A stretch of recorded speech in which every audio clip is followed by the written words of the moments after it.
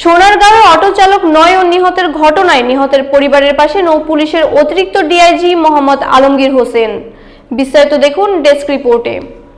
নারায়ণগঞ্জের সোনারগাঁও উপজেলার দড়িকান্দি লাঙ্গলবন ব্রিজের ব্রহ্মপুত্র নদীর দুর্বৃত্তদের হাতে খুন হওয়া অটোরিকশা চালক নয়নের পরিবারের খোঁজ নিলেন নৌ পুলিশের অতিরিক্ত DIG Mohammad Alamgir Hossain.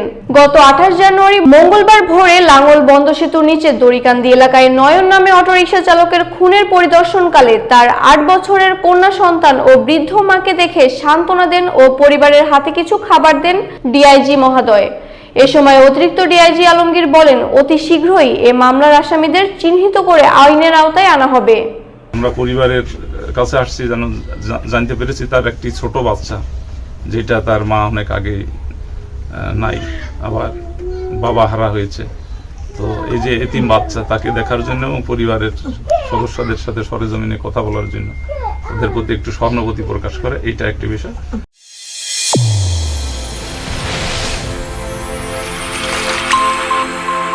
Channel A1 হৃদয়ের স্পন্দন।